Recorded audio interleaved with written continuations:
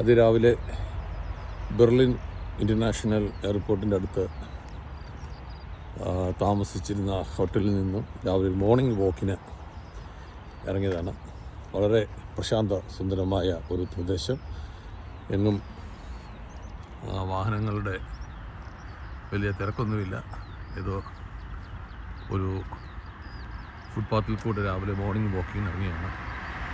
നല്ല പച്ചപ്പുള്ള പ്രദേശമാണ്. റോഡിൻ്റെ ഇരുവശങ്ങളിലും ഒക്കെ വളരെ വിചിത്രമായിട്ട് കാണാൻ പറ്റുന്ന അനേക നിറത്തിലുള്ള പൂക്കൾ ഇവിടെ കാണുവാനായിട്ട് സാധിക്കും. ഏതാണ്ട് ബെർലിൻ എയർപോർട്ടിൽ നിന്നും ഒരു 1.5 മൈൽ ദൂരത്തിൽ ആണ് ഈ സ്ഥലം. ആകാശത്ത് പറന്ന് നടക്കുന്ന ചെറിയ കുരുവികളും ഒരു കേരളത്തിൻ്റെ അവസ്ഥ മനസ്സിലാക്കാൻ പറ്റുന്ന രീതിയിലുള്ള ഒരു ഭൂപ്രദേശം ആയിട്ട് എനിക്ക് കാണുവാൻ സാധിക്കുന്നു. അങ്ങ് മഴമേഘ പാളികൾ ഇപ്പോൾ പെയ്യുമെന്ന നിലയിൽ കാർമേഘം മൂടിക്കെട്ടി നിൽക്കുന്ന അനുഭവം. പൊതുവെ ജർമ്മനിയിൽ എപ്പോൾ മഴ പെയ്യും എന്ന് പറയാൻ പറ്റത്തില്ല. നനച്ചിരിക്കാത്ത നേരത്ത് മഴ പെയ്യുന്ന പ്രദേശമാണ്. നിരവധി മലയാളികൾ പഠന ആവശ്യങ്ങളായിട്ടും ജോലിയുടെ ആവശ്യമായിട്ടും നാട്ടിൽ നിന്ന് വന്നിട്ടുണ്ട്.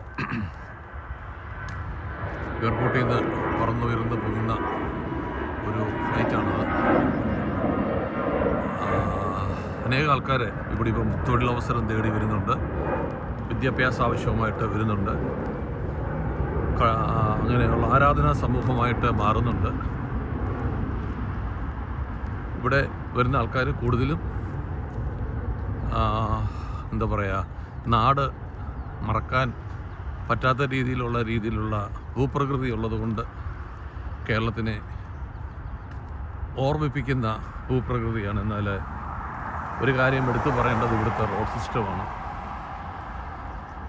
ഇവിടുത്തെ റോഡ് സിസ്റ്റത്തിൽ ഞാൻ മനസ്സിലാക്കുന്നത് എല്ലാ റോഡും ഒരല്പം ചരിവിലാണ് ഉണ്ടാക്കിയിരിക്കുന്നത്. കാരണം മഴ പെയ്താൽ റോഡിൽ ഒരു സിംഗിൾ ഡ്രോപ്പ് വെള്ളം പോലും കിടക്കുകയില്ല.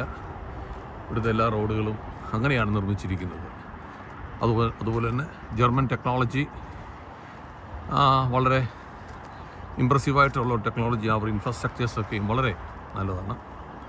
അതുപോലെ ഇവിടെ ടാക്സി ക്യാബുകൾ, ഊബർ, ബോൾട്ട്, അതുപോലത്തെ വാഹനമല്ലാതെ പ്രീപെയ്ഡ് ടാക്സികൾ നിരവധി ഇവിടെ ഉണ്ട്. വളരെ വിശ്വസിക്കാവുന്ന ആൾക്കാരാണ് ഡ്രൈവേഴ്സായിട്ടുള്ളവർ. വളരെ നല്ല പ്രശാന്ത സുന്ദരമായ ഒരു പ്രദേശം. തീർച്ചയായിട്ടും ടൂറിസ്റ്റുകളായിട്ടുള്ളവരെ ആകർഷിക്കാൻ പറ്റുന്ന പ്രദേശമാണ്.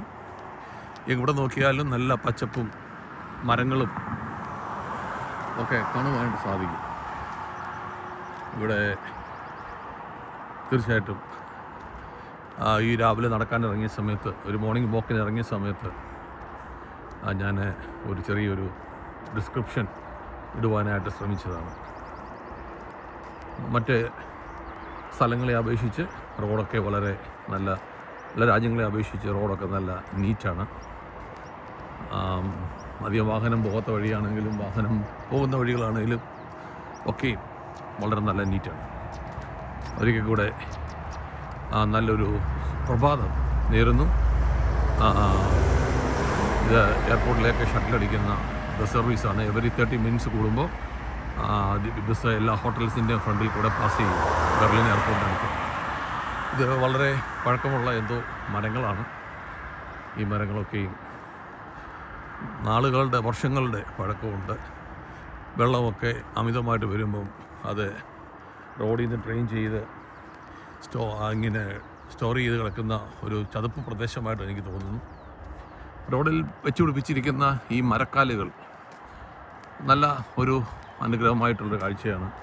ഞാൻ ഈ നടന്ന ഏതാണ്ട് 30 മിനിറ്റിൽ കൂടുതൽ ഞാൻ നടന്നു. ഈ ദൂരത്തൊക്കെയും ഈ മരങ്ങൾ റോഡിൻ്റെ അതിൻ്റെ ഒരു വശത്തായിട്ട് വെച്ച് പിടിപ്പിച്ചിട്ടുണ്ട്. എന്തോ ഒരു തരം ചെറിയ പഴവർഗ്ഗങ്ങൾ ഈ റോഡിൽ കാണുവാനായിട്ട് സാധിച്ചു. അതെന്താണെന്ന് അറിയില്ല.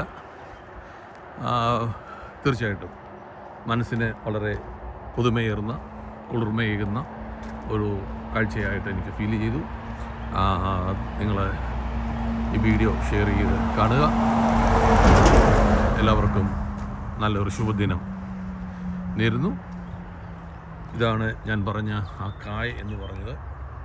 ഇത് കിളികൾ കൊത്തി തിന്നുന്നത് ഞാൻ കണ്ടു. ഇത് പഴുത്ത് കഴിയുമ്പോൾ ഈ നിറമാവും, അതല്ലാത്തപ്പം ഈ നിറമാണ് നിൽക്കുന്നത്.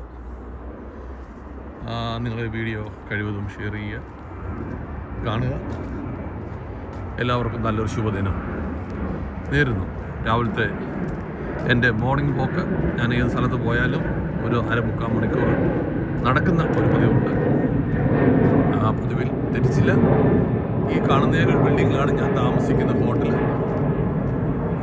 അങ്ങേയറ്റം തീർച്ചയായിട്ടും അനുഗ്രഹമായ ദിവസം ദൈവം ഇന്ന് പ്രദാനം ചെയ്തതിൽ ദൈവത്തോട് നന്ദി പറയുന്നു. ഈ പ്രകൃതിയോടുള്ള നന്ദി അറിയിക്കുന്നു.